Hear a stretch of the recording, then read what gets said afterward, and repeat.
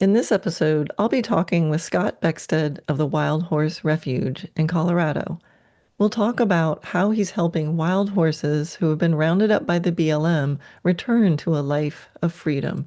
So here we go, episode 245, Wild Horses with Scott Beckstead. Hi, I'm Karen Rolfe, and welcome to Horse Training in Harmony. This podcast is about you making progress with your horse in a way that you both can love. It's about learning how to move and be in harmony. Because yes, you really can develop a horse to be both athletic and happy. When we show up as our best selves for our horses will show up for us. So let's get started. Scott Beckstead worked as an attorney in private practice for 17 years on the Central Oregon coast before going to work full-time in the animal protection sector as a legislative lobbyist, agricultural policy director, and equine welfare specialist. He's known for his special expertise in the field of animal law, and he provides training to law enforcement agencies on how to handle and work with those animals and how to investigate equine and livestock cruelty and neglect. He serves currently as the Chief Equine Programs Director for the Wild Animal Sanctuary, where he oversees the organization's work to save and protect equines, both wild and domestic.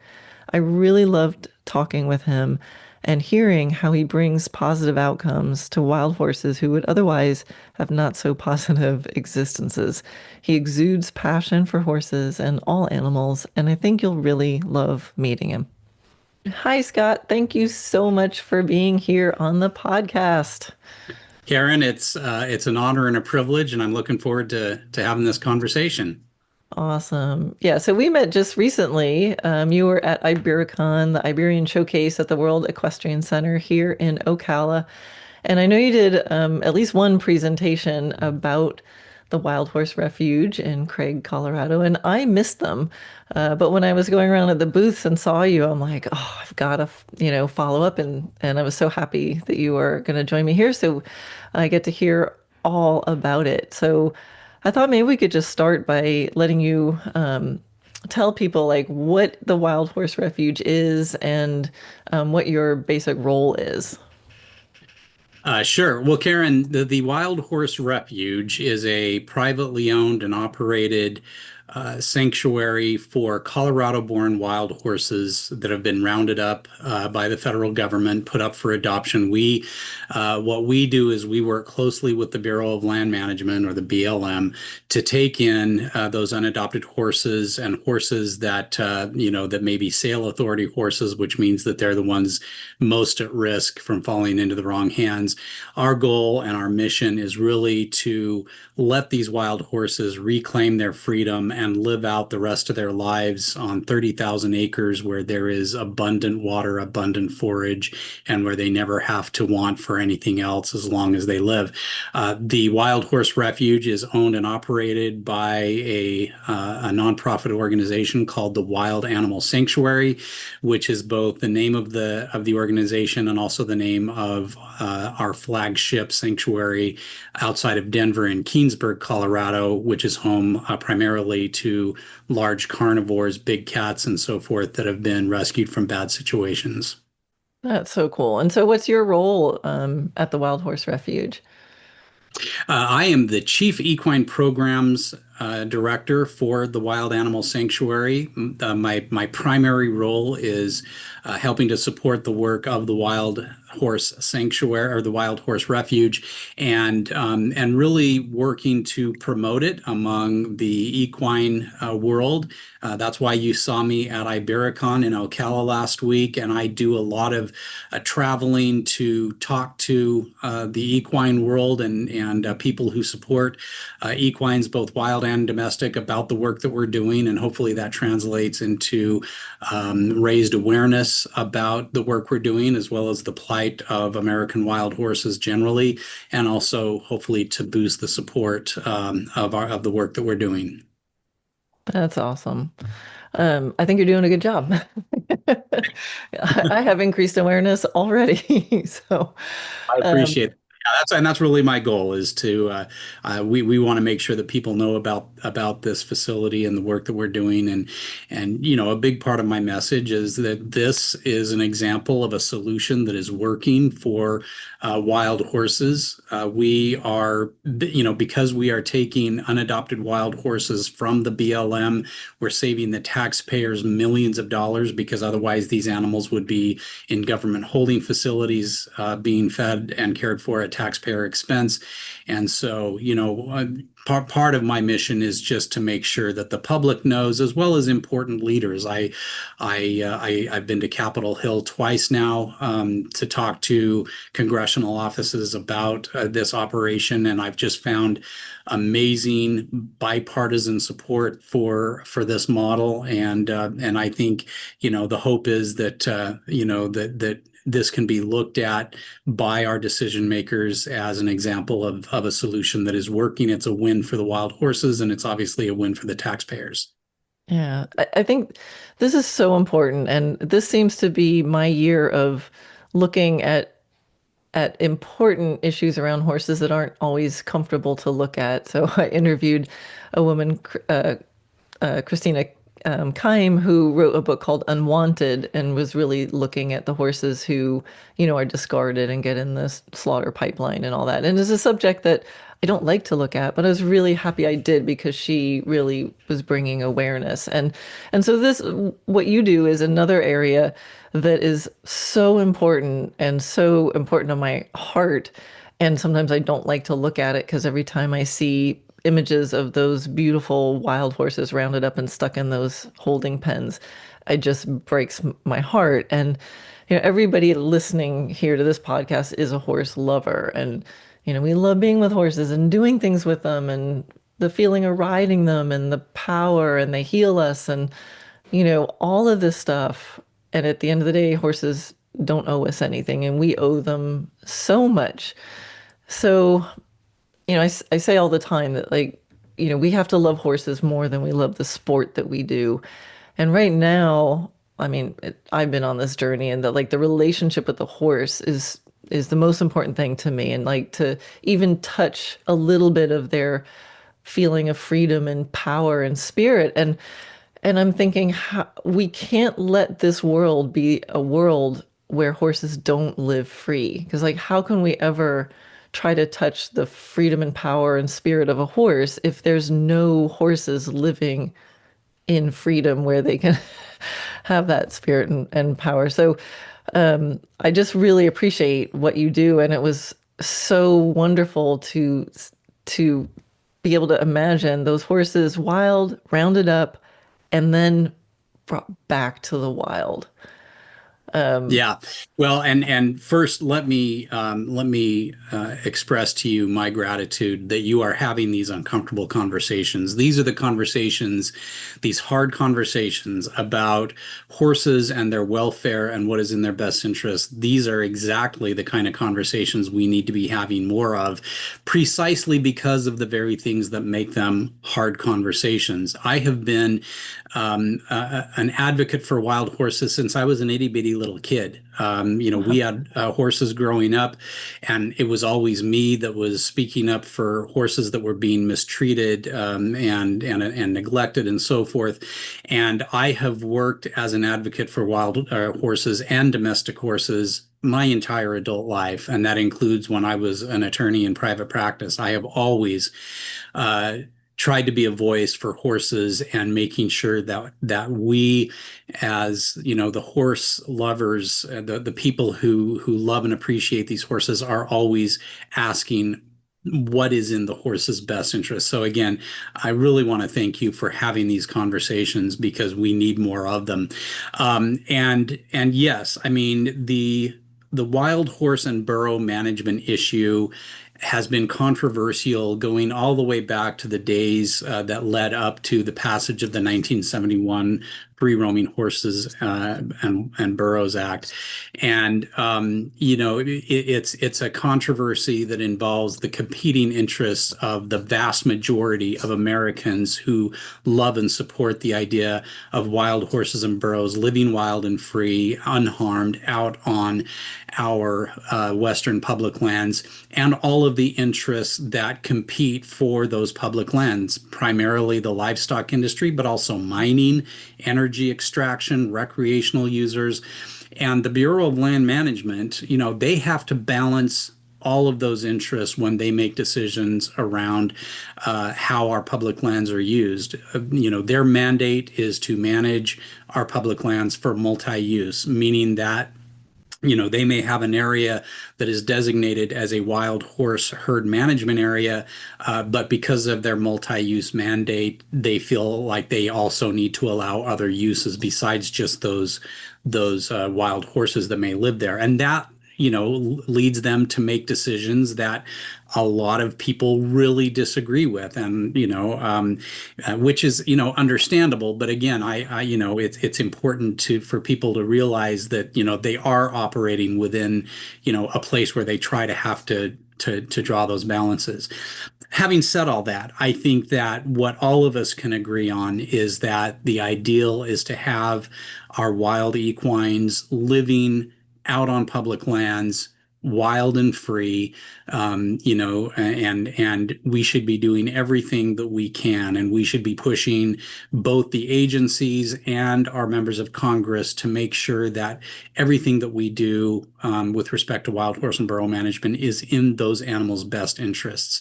And so, for a lot of people, don't like the helicopter roundups, and so right now the most viable alternative to that is the use of fertility control. Using immunocontraceptives to keep mares from getting pregnant.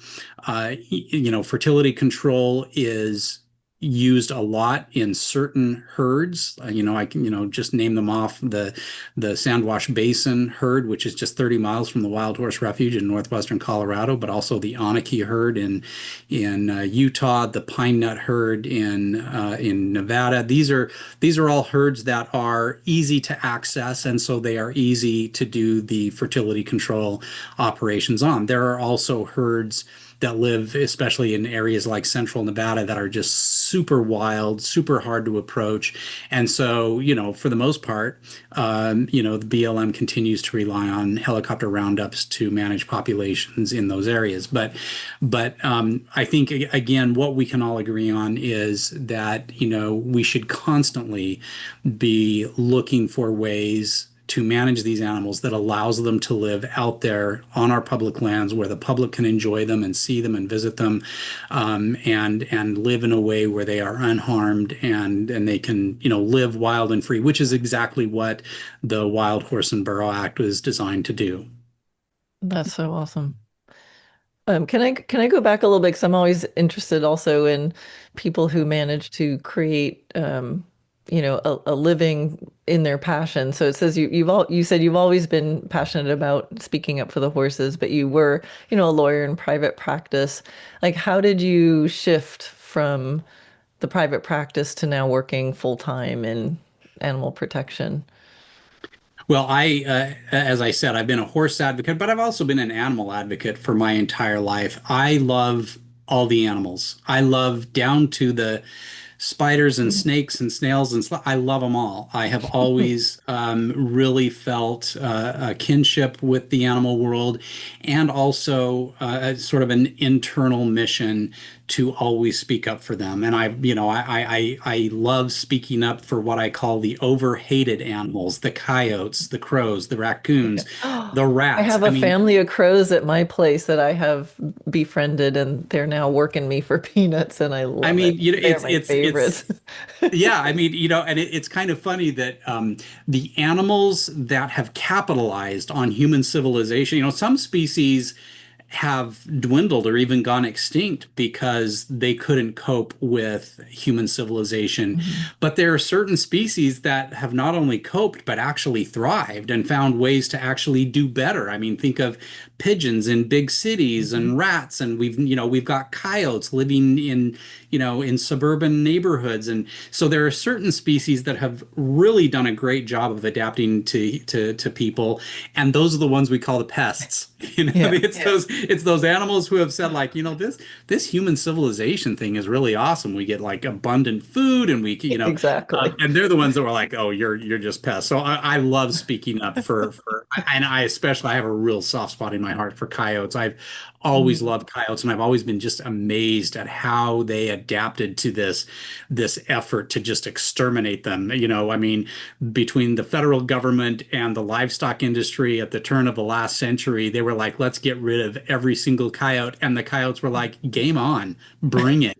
And they went from being just a species that largely inhabited the western United States. They're now in every single one of the 48, and it's just a matter of time before they figure out how to hop on a boat and go colonize Hawaii. It's just a matter of time. Um, so I love all the animals, but how did I make this shift? When I was a lawyer in private practice, I handled, mostly, a civil caseload. But I marketed myself as an animal-friendly attorney. Very on, I was affiliated with the Animal Legal Defense Fund, and because of that, I got a fair amount of legal work because people wanted to hire an attorney who loved animals like they did. Mhm. And then I started handling um, animal law cases. Especially, I became known for representing people whose animals had been harmed by other people, especially like, people who had their dogs shot or poisoned by the neighbors and stuff like that. And I won a verdict in Oregon that was at the time the largest verdict in American history for the intentional killing of a companion animal. And so I started becoming affiliated with a lot of the people that were sort of building animal law as a new discipline within the legal realm. I co-authored with three other attorneys the first ever casebook on animal law, and I've been teaching animal law and wildlife law, a whole bunch of classes since 1997, and I've been Wow. teaching as a regular adjunct professor of law at Willamette University in Salem, Oregon since 2010. So eventually I got to a place where I was getting pretty burned out on practicing law, and just so happened that there was a position available with the Humane Society of the United States to actually set up a, Mm. a horse sanctuary in Oregon. And so I worked for the Humane Society for 12 years. I worked to get that sanctuary set up, but then I moved over into more of the advocacy work. I was the Oregon State Director, where I worked at the state level for animal protection, but I also worked as an equine welfare specialist for HSUS. And so I worked at the national level on everything from the slaughter issue to horse soaring, the racing issue, just everything Wow. related to horses. Um, and that eventually, through that expertise and all of that experience, it kind of, put me on the map as someone who was known for that, for being an animal advocate, but with a special passion for horses. And so, I ended up, here at the Wild Horse Refuge, and I love this work and I love their mission, and so it fits very well together.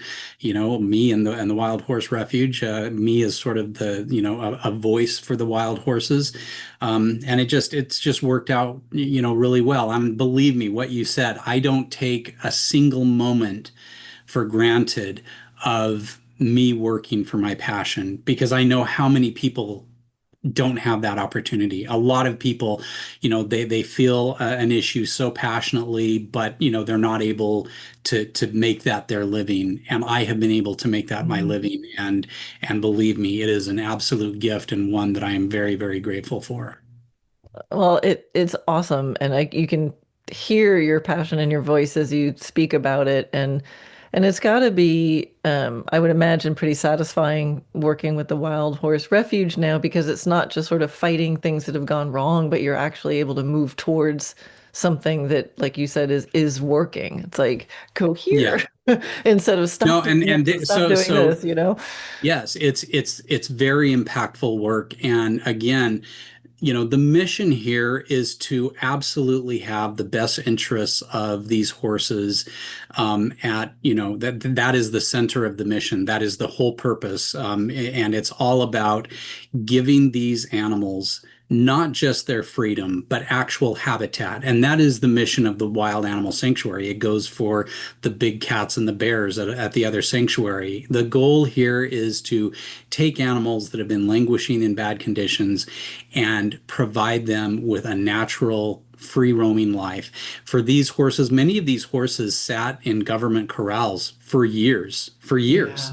Yeah. And for those horses who lost their freedom to be turned out onto 30,000 acres and where they can meet up with other horses, some horses that they may have known back in there when they were out on the public lands, and see them never have to worry again about where they're going to find water, never see them worry again about making sure that there's enough forage during the winter, and literally being able to run just for the sheer joy of running. And that happens a lot at the Wild Horse That's Refuge. You so see cool. these horses just galloping across the hillside for no reason other than they're free and that's what they want to do. And you see things that just blow your mind. A mixed herd of pronghorn antelope and mustangs Mm. running together. And apparently, the only thing that they're running for is because they all love just running across Wow. the range. It's an amazing thing, so being able to provide that for these animals. That is why this organization takes such pride and cares so deeply about being able to do this. And so in terms of impact, we are having an unprecedented impact, not just as a solution for wild horses, but an impact in the lives of individual animals who were in bad situations and now just have an amazing life being who they are with whoever Yeah. they want to be with. And it's obviously it's a very rewarding thing. That's so cool. I want to come see I want to come see this herd. Um Well, and all you got to do, Karen, is reach out to me and I can make that happen. I will. I already told my husband, I'm like, we're going to Colorado next year, after the snow goes away. But Yeah, absolutely. And I would just, and I'm sure you might be asking me this eventually, but the best way for people to learn about our work is to go to wildhorserefuge.org and you will be able to see videos and photos. You can also, find ways to support our work, whether it's through just sponsoring an individual animal and, paying a monthly amount, um, toward that animal. We also have what's called a founders program where you contribute the equivalent of the purchase price of 1 acre of this land, which is $777. That entitles you to a VIP tour of the refuge. We have an annual Founders Day where all of the founders come together, and it's just an amazing gathering wow. of people who support the work. So wildhorserefuge.org, that is the best way to reach out. And if people want to reach out to me individually and ask me questions, you can email me at scott@wildanimalsanctuary.org. Beautiful. Thank you for putting that in Yeah. there. Yeah. Can you give me an idea of like how many horses are in the refuge? How many horses are in those BLM holding pens? And then how do you select like which horses are coming back to the refuge? So remember that the Wild Horse Refuge only takes Colorado-born wild horses. And so right now, on 30,000 acres, we have just over 250 wild horses that we have adopted from the BLM. We also take and we go to these adoption events here in Colorado that the BLM holds, and horses that don't get adopted, we will adopt. We're especially concerned about those sale authority horses, also known as three strikes horses. These are horses that are 10 years old or older, or have been put up for adoption at least 3 times and not adopted, because those are horses that the BLM can sell for $25 and you get your certificate of title right then and there. So they're the horses that are most at risk. And we want to make sure that those horses have a safe place to come. So we do go to those adoption events, and we work very closely with the BLM, and we're very, very grateful for our good working relationship with the Colorado BLM. It's been a pleasure working with them to make sure that that these horses are safe and provided for.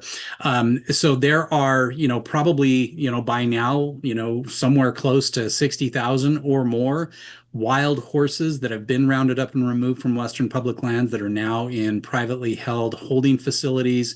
Those are everything from the government corrals in holding facilities like Canyon City, Colorado, Burns, Oregon, and elsewhere. But those are short-term holding facilities. There are also long-term holding facilities, and these tend to be larger pastures owned by private ranchers, especially in the Midwest, and they take these large numbers of wild horses from the BLM, and they hold them on their ranches, and they get paid to do that. And there are some ranches in the Midwest where these folks were not making it work with beef cattle or other livestock, and so they decided instead to become wild horse holding facilities, and now, they're making a better living doing that. So and the conditions vary. Horses living on big open pastures in the Midwest, that's not a bad life. It certainly beats sitting in crowded corrals in places like Rock Springs, Wyoming, where the horses are, they're overcrowded, and it's just not an ideal for those animals. And so being able to, get those animals out of there, that if we could have a facility like the Wild Horse Refuge in every Western state that has a wild horse population, that would be absolutely amazing. And we would absolutely love to see that. We would love to see a place in every state for unadopted wild horses to go, where they could live out the rest of their lives and be safe and be secure forever. That would be an amazing thing to see. That's cool. So do you feel you guys have a reproducible model? Then it sounds like yours, it's working. And it's It is something. working. It absolutely is working. It's expensive, I mean, it costs a lot of money to buy the land. It costs money to do all of the capital improvements, the fencing and the barns and all the other things. It's expensive. But what is important to note is that it doesn't really cost that much to care for the horses themselves, because they're out there being horses. And the same thing could be said for the horses living out there on Western public lands. They're not costing the taxpayers anything. They only start costing the taxpayers when they get rounded up and put into holding. That's when they start becoming expensive. So yes, it would be amazing to see a facility like this replicated, wherever there are wild horses. That's so cool. What's your capacity? You said you have 200 and something on 30,000 acres. What's the potential for how many? That is an open question. And because here's an important thing to remember. This is a refuge for wild horses, but it is also a refuge for hundreds of mule deer, hundreds of pronghorn antelope. We have elk, we have jackrabbits, we have lots of little prairie dogs, and all of those creatures need a healthy, thriving ecosystem. We also have, we have predator species. We have mountain lions, bobcats, coyotes, golden eagles, bald eagles, badgers. So we want this to be a thriving ecosystem for everyone. So it's very important for us to feel like we are being responsible stewards of the land. We have range experts come out every year. They do an assessment to let us know, are there areas being overgrazed?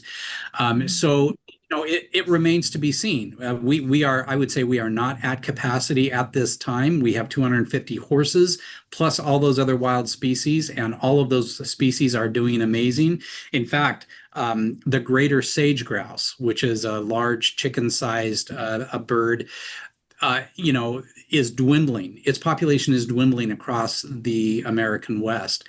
Uh, but we have the largest breeding lac, which is a territory where these birds all come together to do their courtship and mating rituals. We have the largest breeding lac in the state of Colorado, and Wow. we are that that sage grouse do great in an ecosystem that is managed for wild horses and other species. So, but we want that to continue. We don't want any of these other species to suffer, and we don't want the land to suffer. So we're being very careful Mhm. about making sure that we can accommodate, more horses. And at some point, if we get the assessment that, hey, you're at capacity right now, then we would probably stop and remember that many of our horses are older or middle aged, and so there will be a natural Mhm. process of attrition that will open up the opportunity to bring more in. But we are only 2 years into this project, and so Oh. we're still learning, Oh, it's and we're young. it is. But we're trying to be very responsible, and we're trying to be, very aware of the conditions, so that, we're providing, the best possible experience for the wild horses and all of those other wildlife species that live Yeah. there. No, that's awesome because I think that, the health of the land and the biodiversity and, it's all connected. It's if it's just a big patch for, only horses and everybody else Yeah. is dying, it's not really doing what I No, think we want it to do. that's absolutely true. That's absolutely true, and that's what when I give tours to people, when I drive out there, they're blown away at the beauty of the wild horses, and they're blown away at how much space these animals have. But invariably, they are also blown away because they're going to see golden eagles. They're going to see, pronghorn dashing alongside the vehicles. And, I mean, it's just for them to be able to see that this is not just a sanctuary for horses, but an actual thriving habitat for all kinds of species. It really deepens people's appreciation for what we're doing. That's so cool. What would you say is your biggest challenge at the sanctuary right now or at the Wild Horse Refuge? I can't think of a single one. Oh, I mean, that's pretty cool. obviously, we had a very dry summer. We're in a drought across the American West, Mhm. and we have 14 wells on the property. So there's no shortage of water, but we have water holes which in years, summers that aren't quite so dry, stay full year round. But many of those water holes did go dry, so we had to truck some water in to make sure that the horses, because we don't want the horses having to start wander to look for water. We want them to have Yeah. water close by to the areas that we know that they like to be in. So the drought conditions, I would say are one worry, but thank goodness, unlike I know a lot of other ranchers and facilities, we have the ability to provide water, just because of all of our wells and springs and so forth. Oh, that's cool. And yeah, how maybe say again just how people can get involved and how they can help. And I know this is probably going to be touching a lot of people's hearts. And yeah, what can people do to help you guys? Yeah, absolutely. The best resource to learn more about the work at the Wild Horse Refuge is to go online at Wild Horse Refuge, all one word, wildhorserefuge.org, and explore that website. You'll see some amazing video of our horses and photographs, and you'll also learn about, the broader wild horse issue and how, the need for facilities like this came about. And then if people want to reach out to me directly and ask me questions, then email me at Scott, SCOTT, at wildanimalsanctuary.org. Awesome. And now you mentioned there's as part of this, I guess, this private facility, there's three actually, right? So the horses have 30,000 acres, and then there's 10,000 other acres that are, Yes. more exotic. Can you talk a little bit about those? And Yeah. are there So two our other ones so and the how they're different or the same or Yeah, absolutely. So the Wild Horse Refuge is the newest and largest in terms of space of the three wild animal sanctuary facilities. The flagship sanctuary is the Wild Animal Sanctuary in Keensburg, which is just outside of Denver. And it was established, 40 years ago or more, primarily as a private sanctuary for rescued exotic wildlife that had, came from bad situations.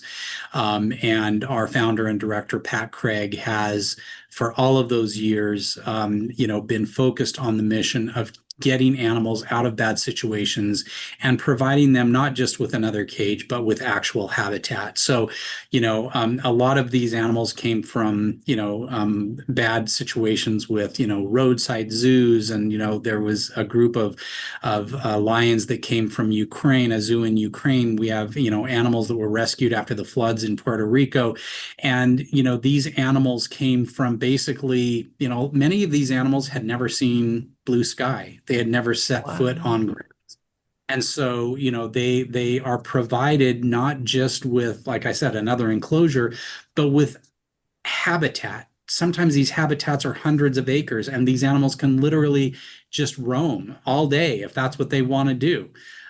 So the facility in Keensburg, it is our only public facing facility. People, you can go there, you can take your family, you can buy a ticket, and we have an elevated walkway that's a mile and a half long, and you walk over these enclosures where you're looking down at the animals. It's really interesting because the animals don't notice what's going on above them. They're not bothered at all in the same way as if, you were at ground level looking at them, sort of face to face.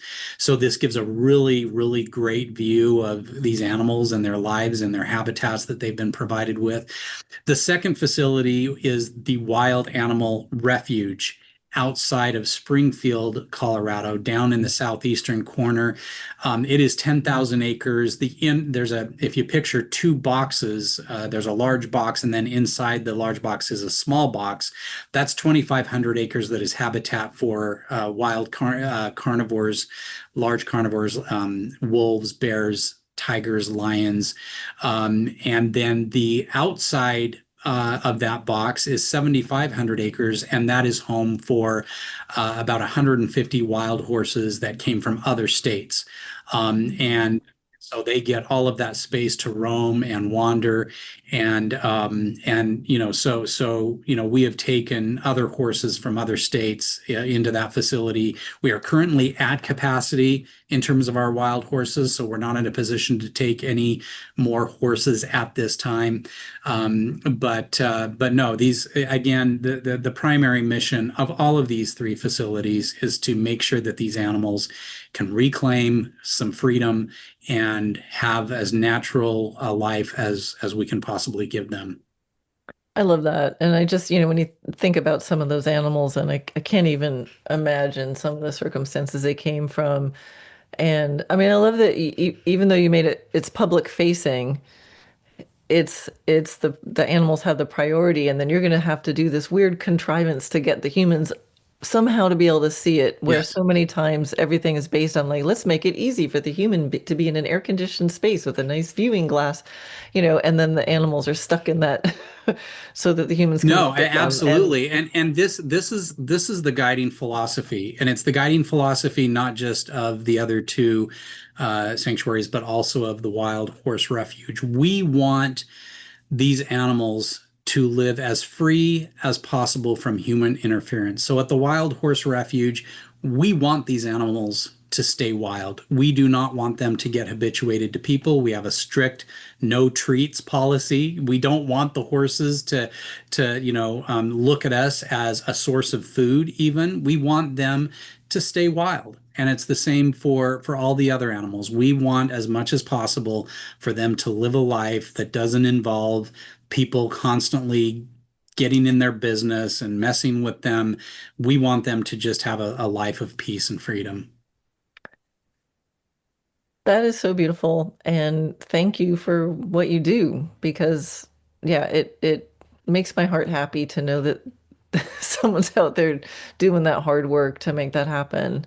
It's amazing how much hard work and money and time and energy it takes just to have something natural these days. It It's really just the is. But reality, but and I think it's obvious to anyone who understands how things are changing, how we are losing these wild places, how we are losing the wildness. It is getting harder and harder to find, truly wild places where animals and other species are able to just kind of be who they're supposed to be.